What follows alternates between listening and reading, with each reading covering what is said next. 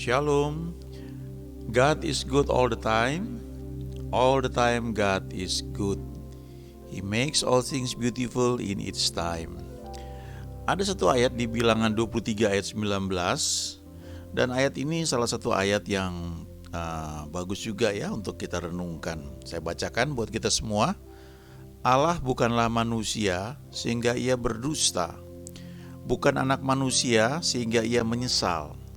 Masakan ia berfirman dan tidak melakukannya, atau berbicara dan tidak menepatinya? God is good all the time. All the time God is good. Untuk bisa mengalami bahwa God is good all the time, tentu kita perlu belajar hukum-hukumnya. Kita perlu mendengar suaranya, kita perlu bergaul dengan Dia, memuji menyembah Dia, dan mengizinkan Dia mempertajam pendengaran kita. Yuk kita nyanyi lagu ini ya, mendengar suaramu.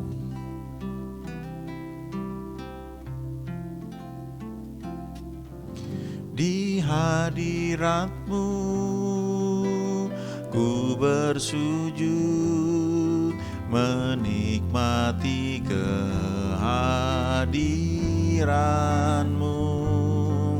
Ku buka hati saat ini untuk mendengar suara-Mu. Di hadirat-Mu ku bersujud, menikmati kehadiran-Mu. Ku buka hati saat ini untuk mendengar suara-Mu. Firman-Mu Tuhan, ya sungguh benar, menerangi jalanku. Firman-Mu Tuhan menuntun hidupku, ku bersyukur padamu.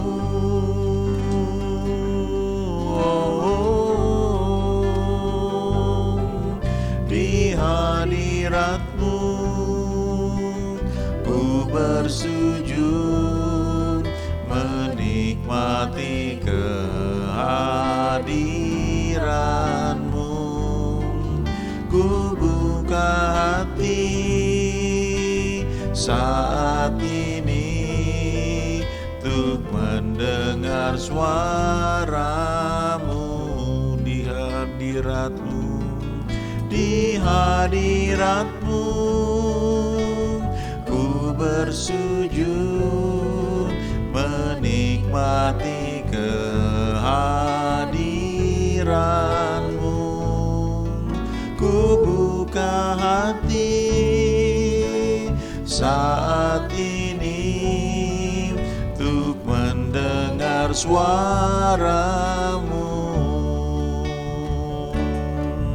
Firman-Mu Tuhan, ya sungguh benar, menerangi jalanku. Firman-Mu Tuhan menuntun hidupku, ku bersyukur padamu.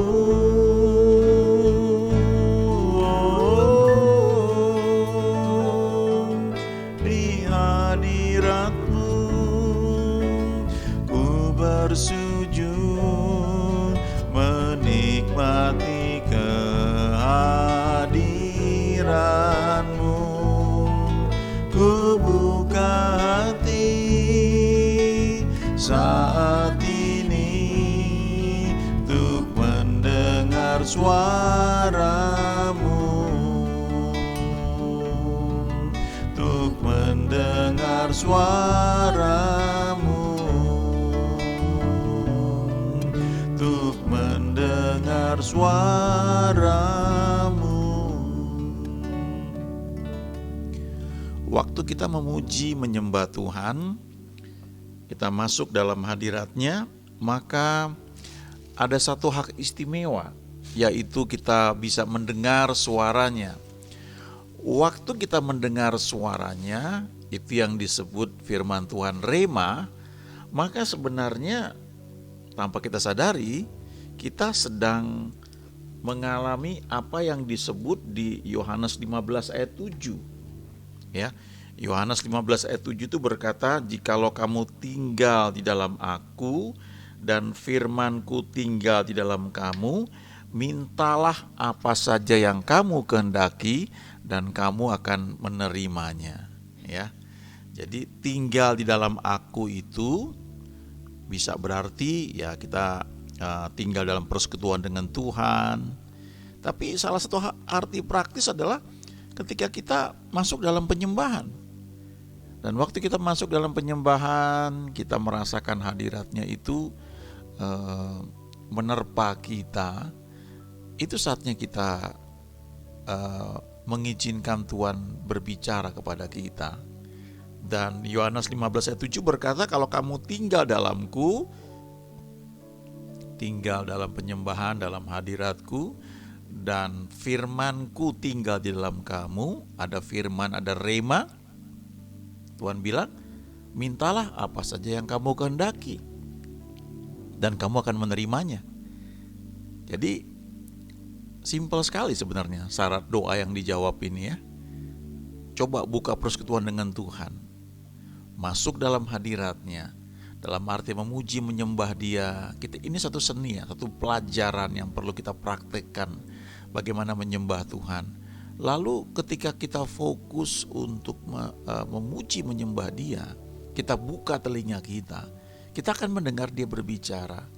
Kadang-kadang lewat lagu yang kita nyanyikan Dia bicara. Dan firman yang Dia sampaikan itu akan mendorong kita untuk meminta, berani meminta. Tidak hanya kebutuhan kita. Karena Yohanes 15 ayat 7 itu berkata, "Kalau firman-Ku tinggal dalam kamu, mintalah apa saja yang kamu kehendaki, dan kamu akan menerimanya." Ya. Lalu bagian referennya berkata, "Firman-Mu Tuhan ya sungguh benar, menerangi jalanku."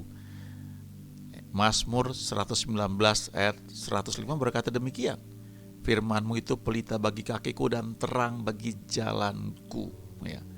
Firman-Mu Tuhan menuntun hidupku dan ku bersyukur padamu. Jadi persekutuan dengan Tuhan itu ya dua arah. Doa itu dua arah. Kita memuji menyembah Dia, ya itu bagian dari doa. Lalu kita mendengar Dia berbicara. Lalu kita menyampaikan permohonan kita. Tanpa sadar telinga kita sedang diasah, ya, sedang dipertajam. Kali ini saya mau bacakan satu ayat ya yang meneguhkan, memperjelas apa yang tadi kita bahas ya dalam lagu yang baru saja kita nyanyikan. Telinga yang mendengar ya, Yesaya 50 ayat 4 sampai dengan 7. Dikatakan di sini, Tuhan Allah telah memberikan kepadaku lidah seorang murid, supaya dengan perkataan aku dapat memberi semangat baru kepada orang yang letih lesu. Setiap pagi ia mempertajam pendengaranku untuk mendengar seperti seorang murid.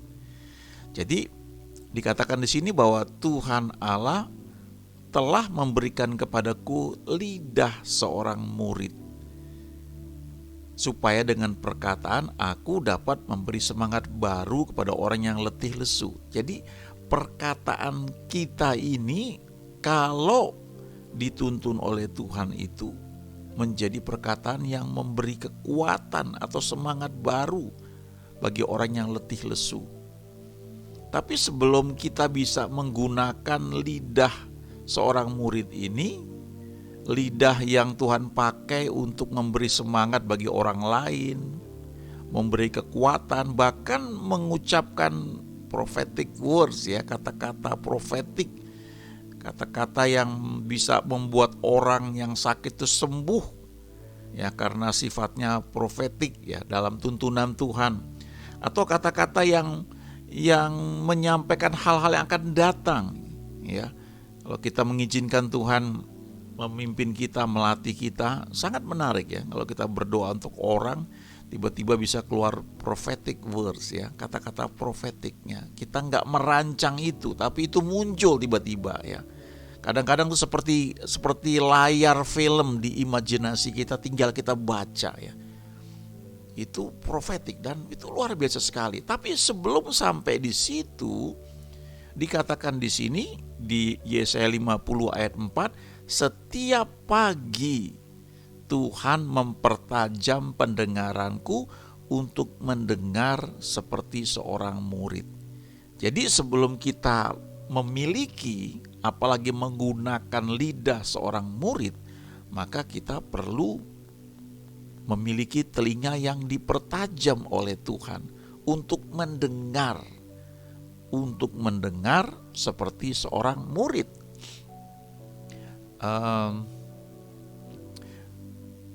Beberapa tahun yang lalu ya, sudah cukup lama, ketika saya belajar bagaimana berdoa dituntun oleh Tuhan, itu enak sekali, sangat enak. Dalam banyak kasus ya, ketika ada orang minta didoakan misalnya, dan orang ini memang haus lapar gitu, kadang-kadang baru tutup mata ya, itu muncul langsung ya, seperti layar film, layar di film begitu, dan tinggal dibaca ya. Nggak pernah dibayangkan itu muncul dengan tiba-tiba ya. Dan enak sekali ya, kalau pelayanan seperti itu, bahkan menyampaikan firman Tuhan secara profetik, itu enak sekali ya. Nah, bagaimana telinga kita bisa semakin tajam seperti apa yang dikatakan di Yesaya 50 ini? Simpel sekali, setiap pagi Tuhan itu mau mempertajam telinga kita untuk bisa mendengar seperti seorang murid. Kalau kita memiliki telinga yang mendengar seperti seorang murid ini, wow ya, luar biasa sekali ya.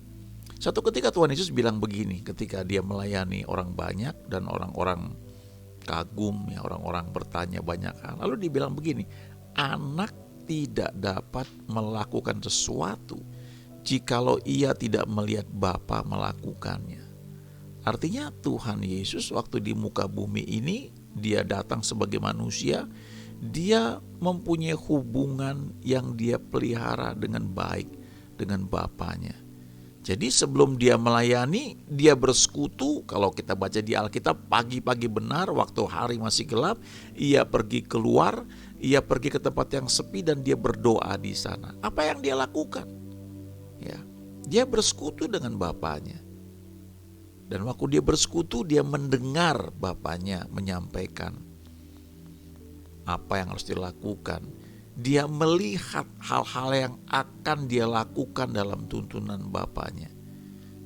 Jadi kita melihat Yesus ini ketika di muka bumi, dia tuh tidak digerakkan oleh kebutuhan atau tarikan orang banyak. Dia bergerak karena Bapanya menuntun dia lewat persekutuan yang dia bina terus.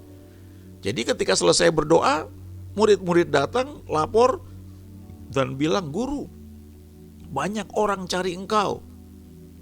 Reaksi Yesus beda sekali ya. Kalau kita mungkin wah puji Tuhan, langsung ada orang nyari kita untuk pelayanan. Wow, haleluya ya. Semakin banyak ya, kita buka pelayanan di mana-mana, kita buka cabang, kita tambah jam kebaktian. Seringkali otomatis ya. Tapi kalau kita baca reaksi Yesus itu beda sekali. Ketika dibilang, "Guru, banyak orang mencari engkau," dia bilang apa? "Ayo kita ke tempat lain, karena aku juga diutus ke tempat yang lain." Jadi dia tidak bergerak karena tarikan orang lain. Dia tidak bergerak karena desakan orang lain. Tapi dia tahu ketika dia bergerak itu tuntunan dari Bapanya. Walaupun kadang-kadang seperti melawan arus dengan suara orang-orang banyak ya. Itu bisa terjadi karena seperti saya katakan di sini, Setiap pagi pendengarannya dipertajam untuk mendengar seperti seorang murid. Apa itu seorang murid? Seorang murid itu seorang yang mau belajar, orang yang mau didisiplinkan. Murid itu disciple bahasa Inggrisnya ya. Ada disiplin di situ. Bangun pagi ya, duduk mendengar. Tuhan mempertajam pendengaran kita. Ya. Lalu ayat 5, menarik sekali ini ya. Ketika kita mau bangun pagi, ya kita mau berdoa, ya kadang-kadang ya pagi itu relatif ya. Saya kenal orang-orang yang mengatakan pagi itu jam 3 pagi. Dan mereka berdoa bisa jam setengah 3, jam 3, mereka menyembah Tuhan sampai jam 4 ya. Dan itu wow, luar biasa. Tapi ada orang-orang yang tidurnya pun sudah malam, sudah terbiasa menjadi orang malam. Bagi mereka pagi itu jam 7 ya. Itu nggak terlalu masalah ya kalau menurut saya. Asalkan memang itu hari saat yang terbaik untuk kita bisa belajar mendengar dia bicara kepada kita. Lalu ketika sudah bangun pagi ya, ada yang menarik ini ayat 5. Tuhan Allah telah membuka telingaku dan aku tidak memberontak, tidak berpaling ke belakang.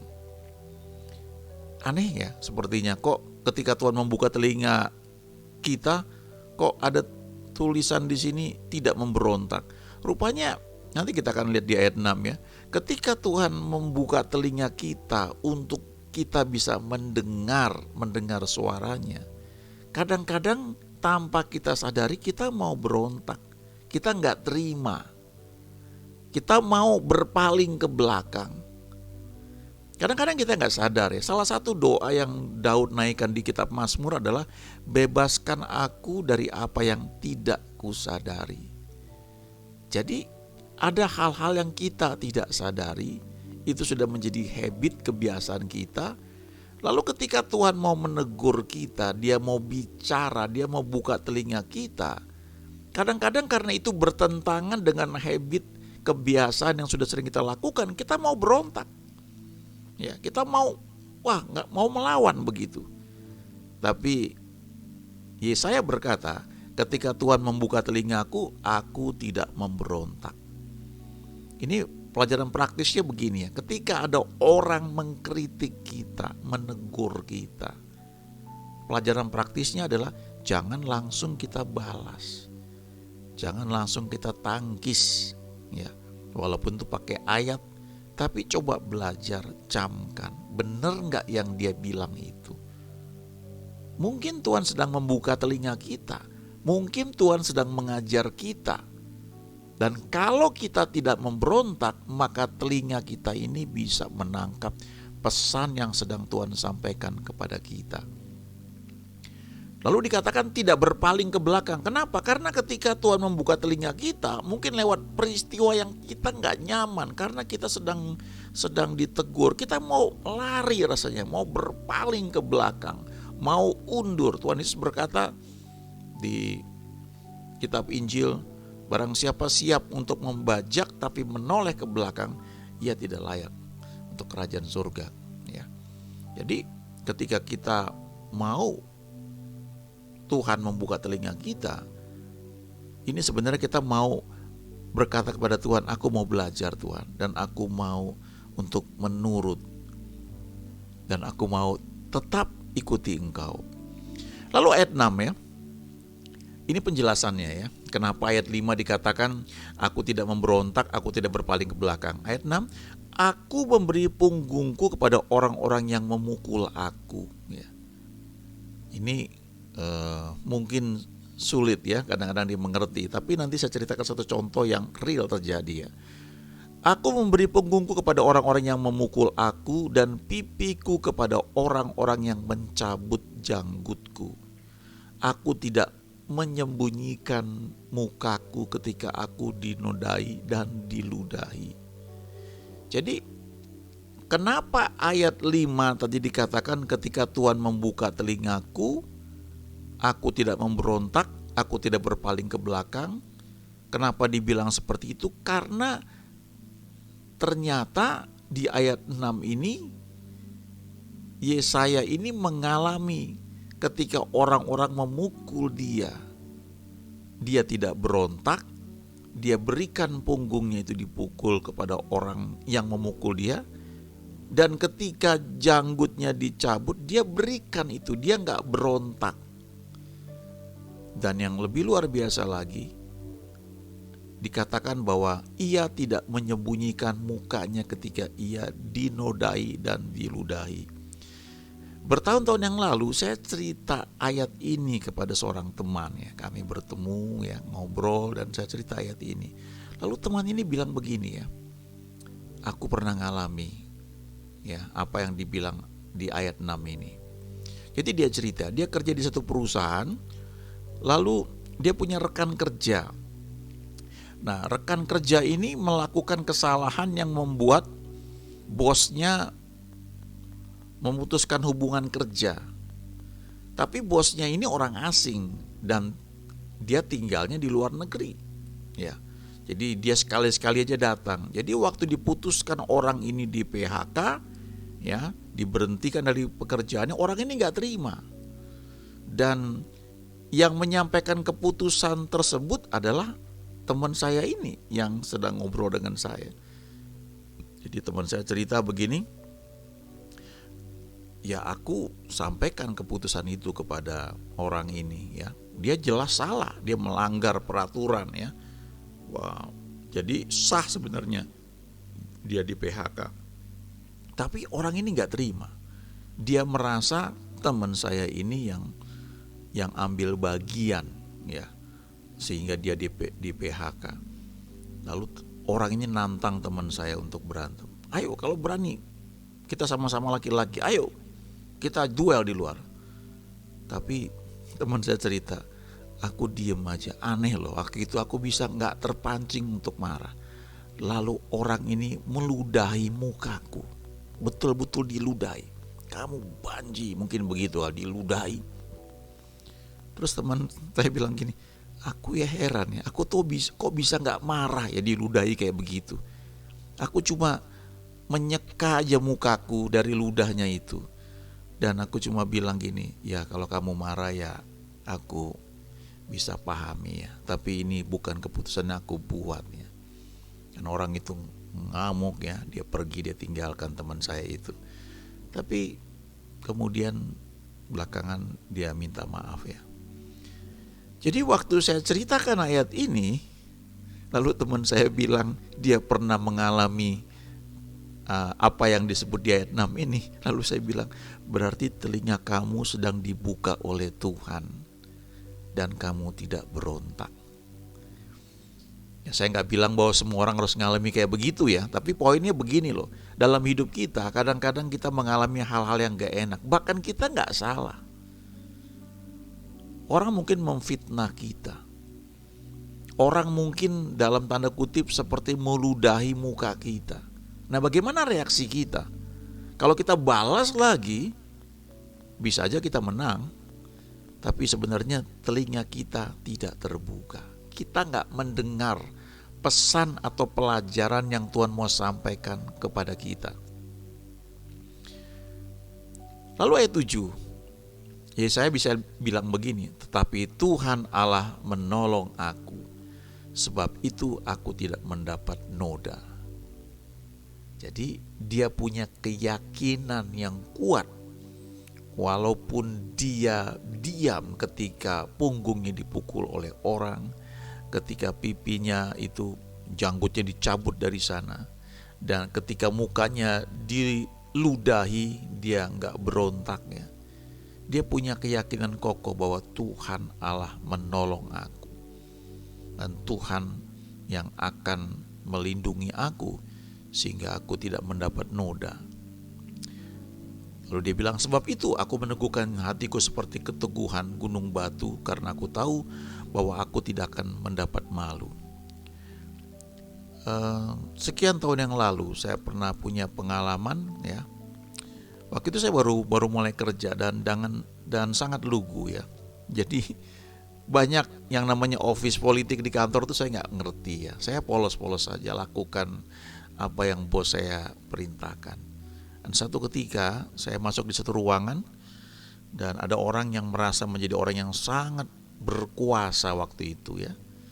Padahal dia bukan pegawai resmi ya, tapi dia merasa orang penting lah ya. Sehingga waktu itu kasarnya dia mempermalukan saya waktu itu. Wah, rasanya itu muka kayak bagaimana ya. Tapi Tuhan ajar untuk diam ya. Ya sudah, mau bilang apa ya. Tapi saya lupa beberapa saat setelah itu anak buah dari orang ini sakit ya. Dan entah bagaimana saya lupa kok saya bisa kunjungi orang ini ke rumahnya. Dan saya doain. Orang ini sudah sekian lama sakit gak masuk kantor. Saya datang dan saya doain. Waktu saya doain rupanya besoknya dia sembuh. Dia masuk kantor. Dan setelah itu atasannya itu yang sebelumnya mempermalukan saya, dia datang dengan orang yang sangat respek, hormat. Mungkin dia merasa saya orang yang punya ilmu, sehingga gak bisa main-main sama saya. Mungkin dia berpikir begitu. Dia respek, hormat, berubah total. Sampai saya selesai kerja di perusahaan itu dan pindah ke tempat lain, dia selalu respect. Kalau dia datang, dia ke ruangan saya, dia ngobrol, dia minta nasihat. Ketika anaknya mau kerja praktek, dia tanya saran Bapak gimana Pak ya. Saya nggak habis pikir ini orang yang sebelumnya sangat sombong ya, karena dia merasa orang yang sangat penting, dan memang pada masa itu ya posisi dia tuh wah hebat lah ya. Nggak ada yang berani lah orang dekat main-main sama dia. Tapi saya melihat di situ ya, ketika kita mengalami hal-hal yang tidak enak, bisa jadi Tuhan itu sedang membuka telinga kita. Kalau kita berontak, kita nggak dapat pelajarannya. Kita mungkin jadi orang yang pandai menghindar, meles begitu ya. Itu seperti dalam hati kita itu ada batu yang setiap mau dihancurkan, mau ditumbuk, batu itu licin, dia pindah ke tempat lain gitu. Jadi nggak pernah bisa hancur ya. Padahal kekerasan hati itu membuat kita nggak peka kan suara Tuhan. Ada satu buku yang bertahun-tahun yang lalu, buku yang sangat luar biasa ya, judulnya juga menarik ya, Remuknya Insan Keluarnya Roh ya. Kira-kira isi buku itu begini. Kehidupan kita ini seringkali dikuasai oleh jiwa kita. Roh kita ini sudah lahir baru yang sudah terima Tuhan Yesus. Roh kita ini sudah dibenarkan, sudah mengalami justification. Dan itu sebabnya kita menjadi anak Allah, kita bisa berdoa, kelayakan kita itu karena kita ciptaan baru. Tapi roh ini dibungkus oleh jiwa. Jiwa ini yang perlu diperbarui. Jiwa ini yang mengalami sanctification, penyucian, butuh proses.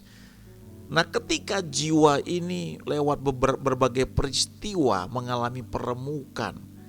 Kalau kita ambil Yesaya 50 ini ya, mengalami diludahi ya, seperti teman saya itu, mengalami seperti direndahkan, itu reaksi jiwa kita itu menentukan. Kalau kita tidak berontak, memang rasanya ada sesuatu yang wow ya, tapi sebenarnya itu jiwa kita sedang dibuat menjadi lembut, diremukan, supaya roh kita ini yang sudah lahir baru bisa mendominasi kehidupan jiwa kita. Dan roh yang sudah lahir baru ini tempat di mana Tuhan menyatakan kehendaknya, menyampaikan firman-Nya. Di situ ada banyak deposit yang Tuhan sediakan, yang Tuhan sudah sediakan bagi setiap orang percaya. Jadi sangat penting kita memiliki telinga yang mendengar ya, supaya kita mengerti kehendak-Nya.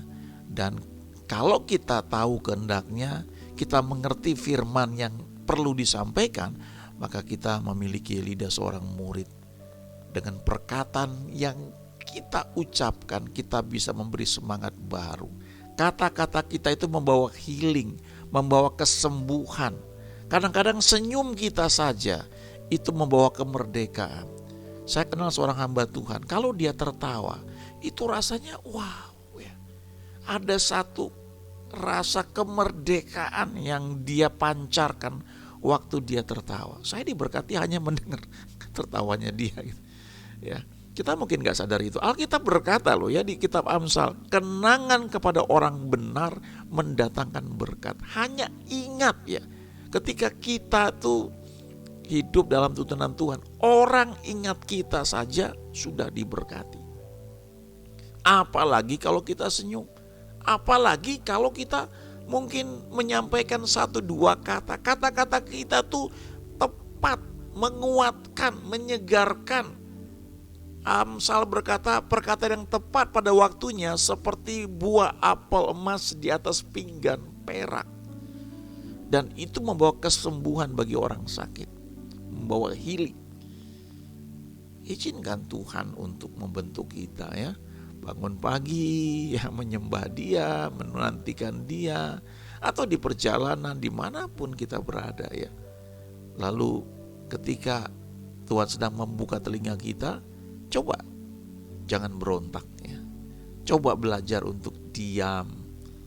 Coba belajar untuk mengakui ya. Hati kita akan menjadi lembut dan roh kita akan semakin mendominasi kehidupan kita. Dan roh yang sudah lahir baru ini sejalan dengan Roh Kudus. Roh yang penurut, roh yang lewatnya Tuhan menyatakan kehendaknya bagi kita.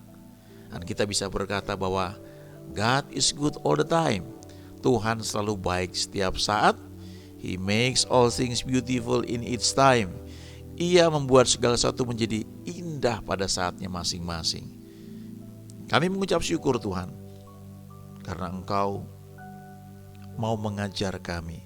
Setiap pagi Engkau mempertajam pendengaran kami untuk bisa mendengar seperti seorang murid.